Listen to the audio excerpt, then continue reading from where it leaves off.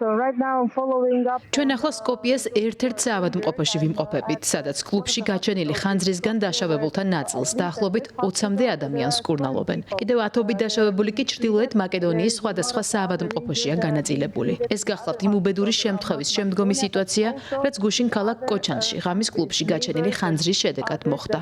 საუბედუროდ გარდაცვლილია 59 ახალგაზრდა. ხანძრის გაჩენა კლუბში აფეთქებულმა ფოიერვერკებმა გამოიწვია. ძალიან მაღალია როგორც გარდაცვლილთა, ასევე დაშავებულთა რაოდენობა. მათი უმეტესობა ადგილობრივია, თუმცა კლუბში ასევე იმყოფებოდნენ უცხო ქვეყნის მოქალაქეებიც. ჯგუფი, რომელიც მაყურებლის წინაშე გამოდიოდა, ძალიან პოპულარულია მთელ ჩრდილოეთ მაკედონიაში და შესაბამისად კლუბში ბევრი მსმენელი იყო. დაშავებულთა ის კატეგორია, რომლებიც შედარებით სტაბილურ მდგომარეობაშია, სკოპიეს საავადმყოფოშია, ხოლო კრიტიკულ მდგომარეობაში მყოფი პაციენტები მეზობელ ქვეყნებში ყავთ გადაყვანილი. იყო შემოთავაზებები თურქეთისგან, ბულგარეთისგან, ნიდერლანდებისგან, სერბეთისგან და კიდევ ძალიან ბევრი ქვეყნისგან.